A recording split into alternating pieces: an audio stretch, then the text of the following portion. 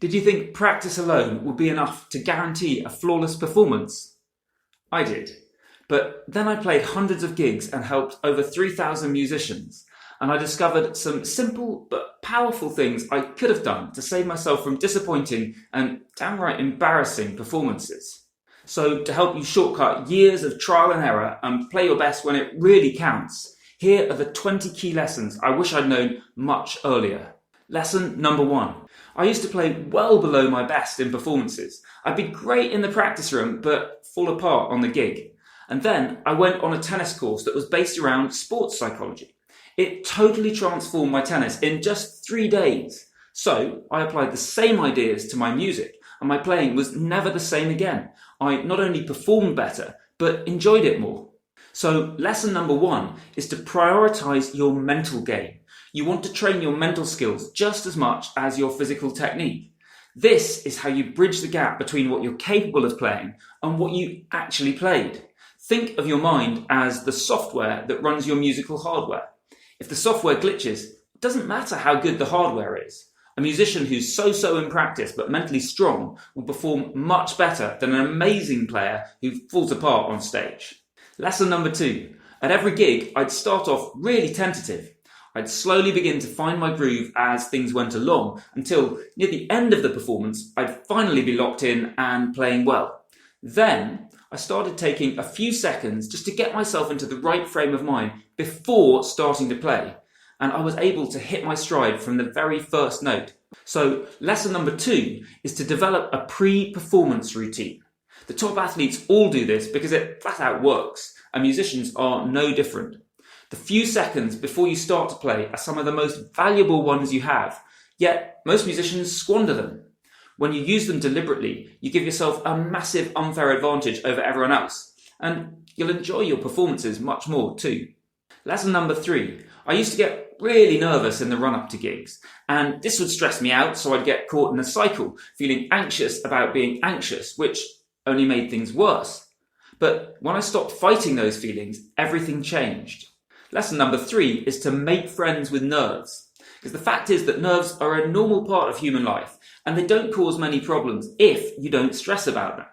Once I stopped assuming that feeling nervous meant that things were guaranteed to go badly, then I played much better and enjoyed my performances more. So next time you feel nervous, try noticing the feeling without judging it. You don't have to like the feeling, but see what happens if you simply let the nerves be there. Lesson number 4. I used to feel great when I'd given a good performance, and I'd feel crap if I played badly. So this made me feel a lot of pressure on the day and led to worse performances overall. And it meant that, rather than loving the fact that I got to play music, I actually felt bad about it half the time. Lesson number 4 is to focus on the process rather than on the outcome. When you're always looking ahead to the performance and worrying about whether it will be good or not, then you get distracted, you practice badly, and the final result is much more likely to be bad. When you let go of that and simply focus on what you're doing now, it's much more fun and less stressful, and you're more likely to end with a great performance anyway. Lesson number 5. 20 years ago, my friend James asked me to play a solo guitar gig at his wedding reception. I'd never done anything like this in my life, and I had no idea how I'd make it work, but I agreed. That one performance was a great success, and the work I put in meant that I was able to play all sorts of similar gigs later too. So lesson number 5 is to say yes before you feel ready. When you put yourself on the hook to achieve an ambitious goal, it automatically motivates and focuses you. You'll be amazed at what you can achieve. And it's big leaps like this that have led to my fastest periods of musical growth. So be willing to be uncomfortable now and back yourself to figure it out. The rewards are massive. Lesson number 6. I used to rush ahead to the most advanced and difficult practice exercises I could manage. I wanted to demonstrate to myself and to others just how good I was. And then I wondered why things fell apart so often on the gig. Lesson number 6 is to embrace reality.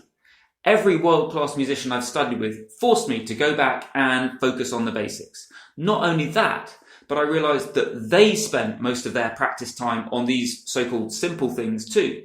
You need to be brutally honest with yourself about what still needs work. Then Have the humility to actually do that work rather than starting from where you want to be or where you think you ought to be. Lesson number 7. I always used to beat myself up after gigs, and I knew this wasn't logical because human nature makes us exaggerate the negatives and downplay the positives, but I couldn't do anything with this insight to start with. And then I simply forced myself to notice 3 good things after every gig, and that gave me a much more realistic idea of my playing. So lesson number 7 is turn insights into actions. When inspiration strikes, it's hard to have it change your daily behaviours, the things that actually matter.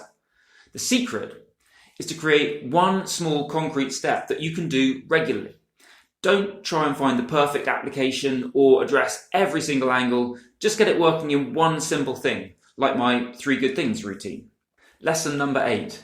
Have you ever noticed how some people push through setbacks and challenges while others give up just before things turn around? The truth is, we all face obstacles. The difference is in how we respond. So lesson number 8 is to adopt a warrior mindset. When you focus on complaining or wishing things were different, you give up your power and slip into a victim mindset, which leads to poor performances or even quitting. A warrior mindset treats obstacles like sparring partners. Each challenge is a chance for you to get stronger. So when you see setbacks this way, you surprise yourself with solutions you never knew you had, and you stay motivated to keep going. Lesson number 9. I used to take pride in how disciplined I was, but relying on willpower alone drained my energy more than I realised. When I switched to a daily practice habit with set times and specific exercises mapped out in advance, I felt freer and more focused. I made more progress in 6 months than I had in several years previously. So lesson 9 is design and build habits.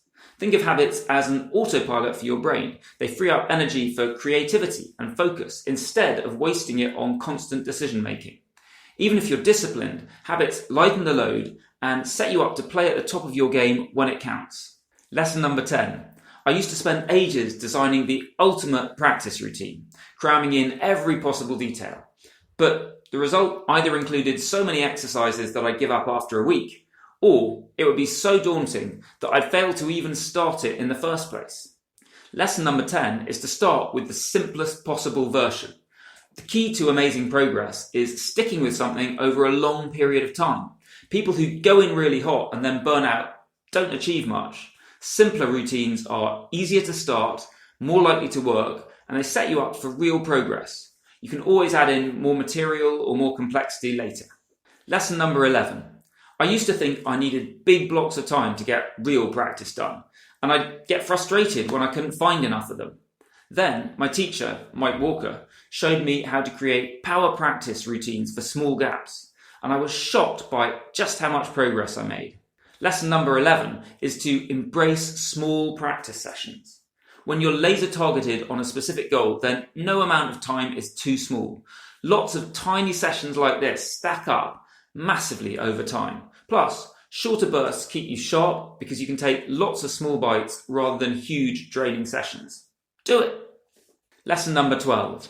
I spent years frustrated that my rhythm never improved, no matter how much I focused on it while playing. But when I stripped everything else away, worked on rhythm alone, even letting other parts of my playing get messy, I finally made real progress.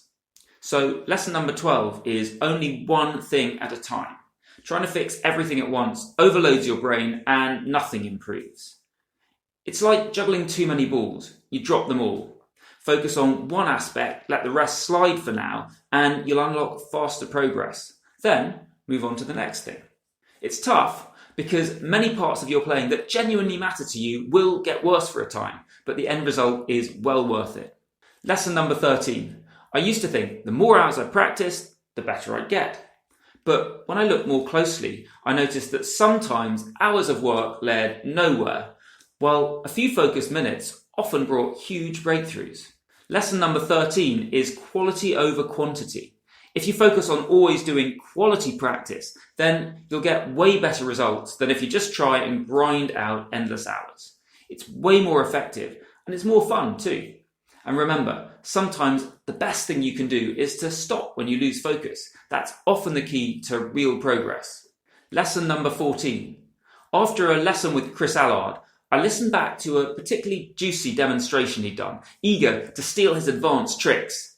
But I discovered he was actually just using one basic technique that I already knew, but when I did the same thing, it sounded lame.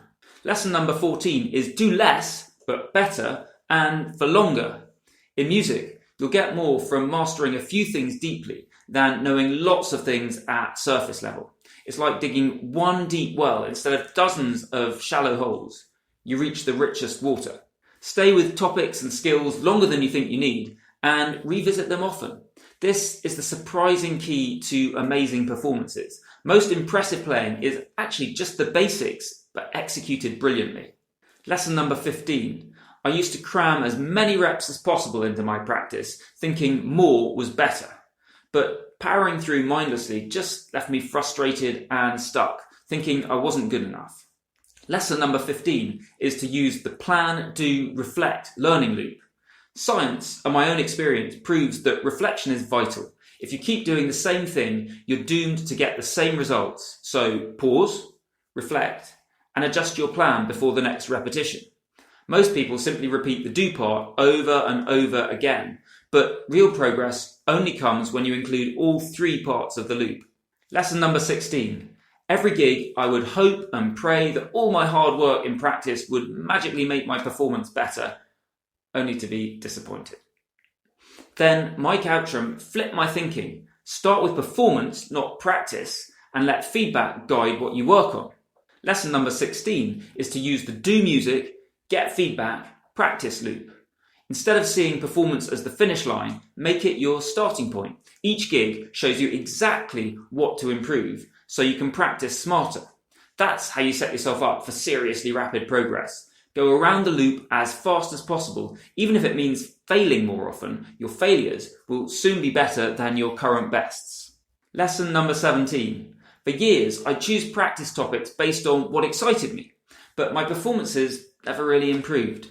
They sounded like the same disappointing version from before, but now with a few random extras bolted on top. Lesson number 17 is always work backwards from your goal. If you're not clear on your destination, you'll end up collecting a bunch of disconnected skills that simply don't add up. It's like planning a road trip without a map. You'll just wander in circles. Instead, draw a direct line from where you are to where you want to be, and then tackle the required changes one by one. Lesson number 18. I spent my 20s fighting against the metronome. I'd practice at my limit for hours on end, but this meant I was always forcing things with overly tense muscles, and this actually blocked my progress, not to mention leaving me more than a little frustrated. So lesson number 18 is practice slowly, and not just slow enough to avoid mistakes, slow enough that it feels effortless, like you could play all day without a single slip. When I finally relaxed and stopped chasing speed, my playing improved dramatically, and when I did speed up, I was amazed at how effortless and accurate it felt. Lesson number 19.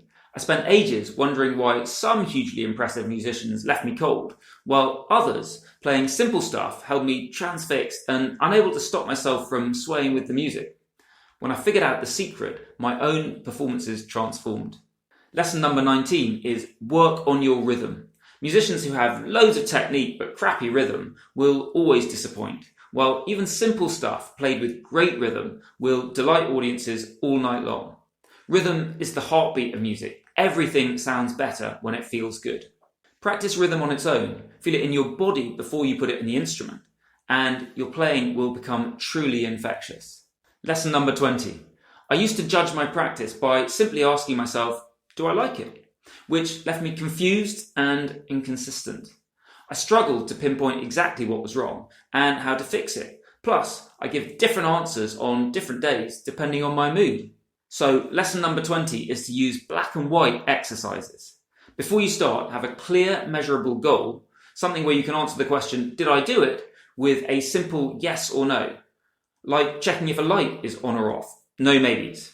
This takes the guesswork out of practice and helps you spot exactly where you need to improve. Now, all these lessons I've just taught you are seriously powerful, but if your practice routine has hidden leaks, you'll never reach your full potential. It's like pouring water into a bucket full of holes. Putting time and effort in is pointless because it all just drains away. So don't let your hard work go to waste. Watch this video next, where I'll show you exactly how to seal up those leaks and take your performances to the next level.